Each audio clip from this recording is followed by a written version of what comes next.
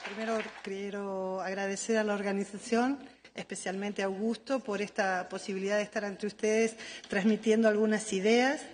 La presentación va a ser breve, primero porque gracias a que se editó el libro por la organización, la ponencia la tienen publicada.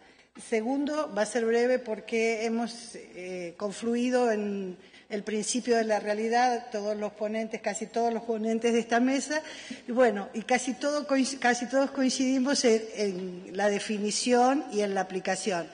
Así que mis slides se van a cortar rápidamente y trataré de ser más puntual.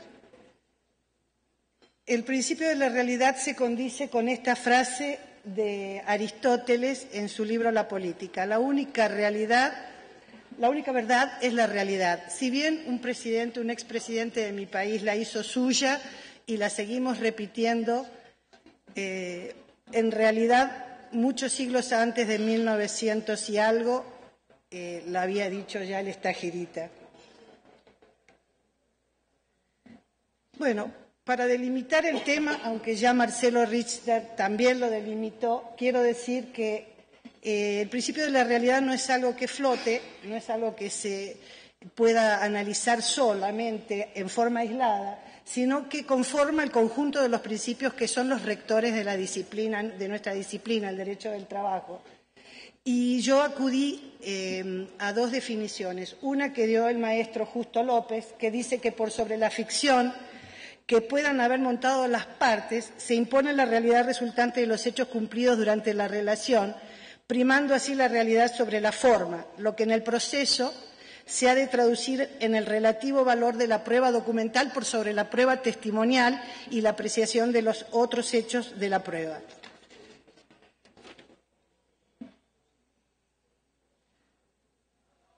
También se refirió a este principio el maestro Pla Rodríguez, el uruguayo Pla Rodríguez, refiriéndose al nomen iuris de los principios, de las palabras, del tipo de relación, de las relaciones laborales. La denominación que utilicen las partes no será relevante en el marco de nuestra disciplina, ya que el derecho del trabajo se basa en normas inderogables de orden público. Este principio tiene identidad propia y debe tenerse en cuenta en el proceso laboral, evitando cualquier tipo de simulación que lleven las partes, como la figura fraudulenta es utilizada por los empleadores para violentar la ley laboral. O sea, refiere tanto, como decía Marcelo, la simulación por parte de la parte actora, que lo hace en estado de necesidad, como la simulación organizada por la parte empresarial, el empleador. Y que dijo concretamente que el principio de la realidad es la primacía de los hechos sobre las formas, sobre las formalidades y sobre las apariencias. En la Argentina hay el marco normativo de este principio, se da en la Ley de Contrato de Trabajo.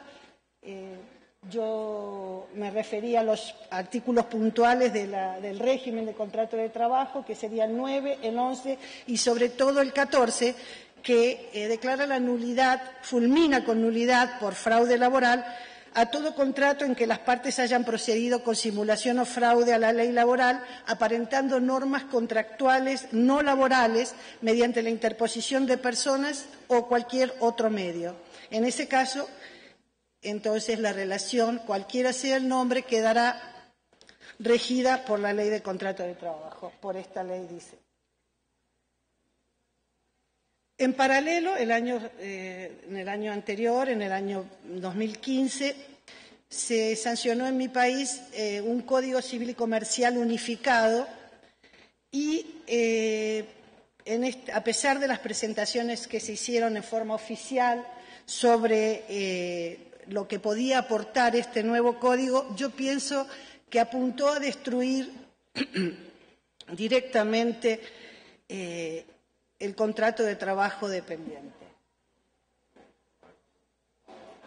Aunque entre sus fundamentos se ha indicado, en los fundamentos de la sanción del código se indicó que era llamado a disminuir la cantidad de litigios existentes derivados de la confusión de fronteras. En la realidad cotidiana, la simulación y el fraude laborales son la manifestación de buena intención solamente, porque esto no es factible y no lo fue en la realidad.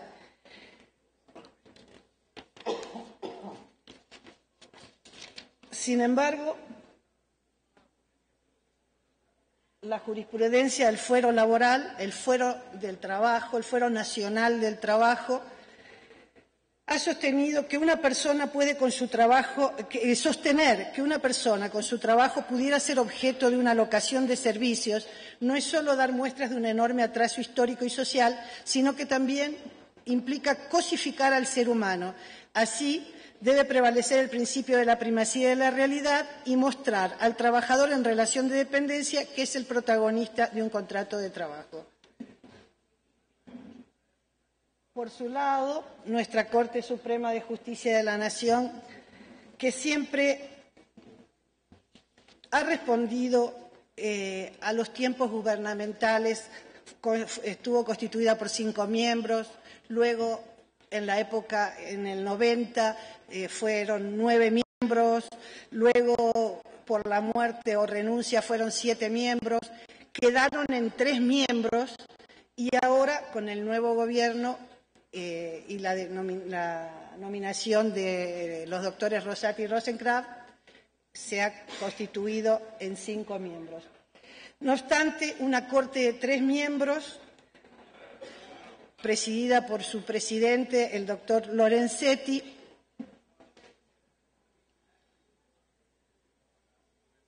ha denominado locación de servicios al contrato de trabajo. Y así, en 2 fallos, Cairone y Pastore, por remisión a Cairone, en el mismo día ha declarado que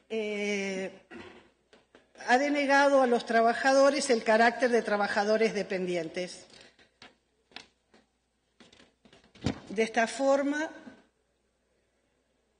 dio marcha atrás con lo resuelto por la Cámara Nacional de Apelaciones del Trabajo en 2 salas diferentes y en las salas habían afirmado que el hecho de la prestación de servicios por parte del profesional hace presumir la existencia de un contrato de trabajo y que la configuración de un contrato de trabajo queda corroborada mediante las pruebas producidas.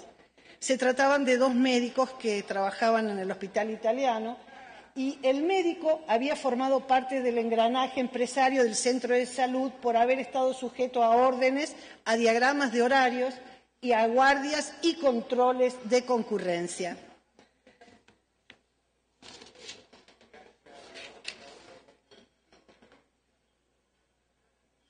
El doctor Lorenzetti, presidente de la Corte, afirmó en su voto único que la sentencia de la Cámara de Trabajo aplica la legislación laboral, era lógico, a supuestos de hechos para los que no ha sido prevista, omitiendo analizarlo a la luz de la normativa sobre la locación de servicios, invirtiendo, la cual algunas sentencias laborales llegan al extremo de señalar que no tiene vigencia práctica actual y que lo decidido por la Cámara del Trabajo causa consecuencias jurídicas, económicas y sociales que exceden el caso y que los magistrados no pueden ignorar, ya que repercuten sobre todo el sistema de contrataciones. Está en este caso emitiendo un mensaje y no tan subliminalmente a los jueces de Cámara y de primera instancia. Que anota Pompa.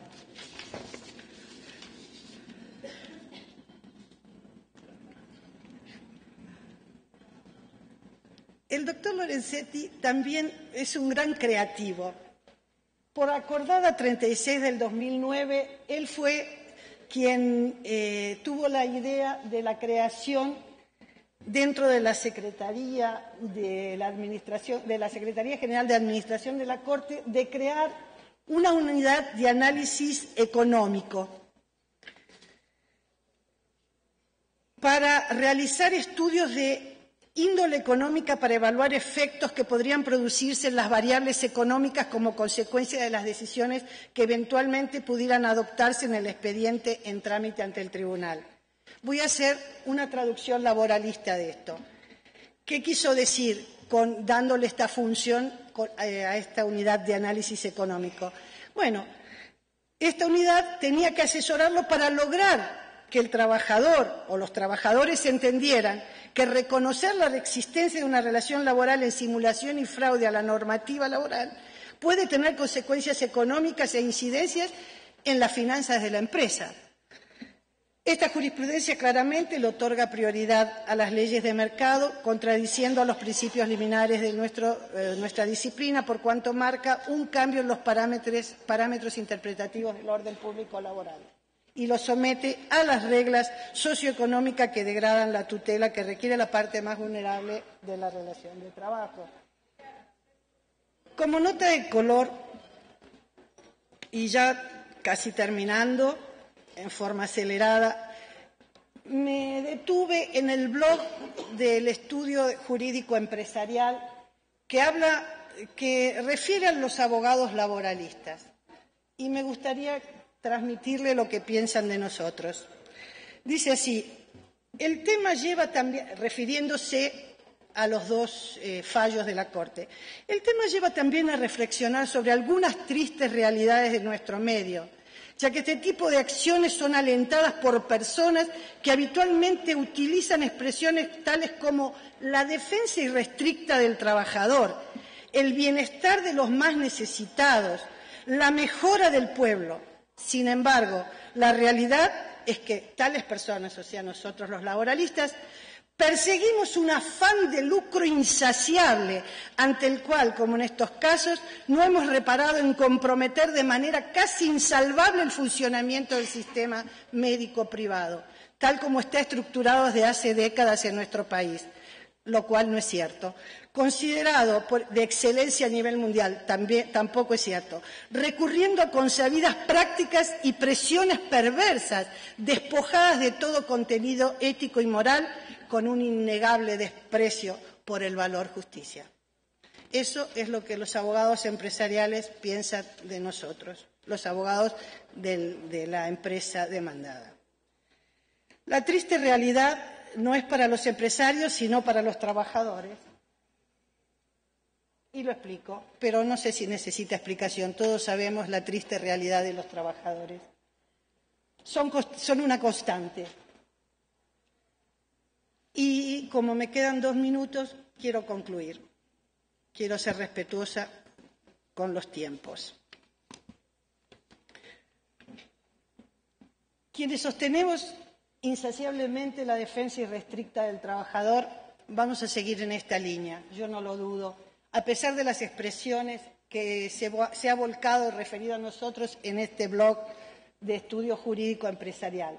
Y también vamos a continuar en esa defensa irrestricta muy a pesar de los fallos de la Corte que hemos analizado. Hoy creo que la Corte de mi país se aleja del sistema internacional de los derechos humanos para resolver en perjuicio de los trabajadores mediante una interpretación decadente en situaciones de fraude laboral.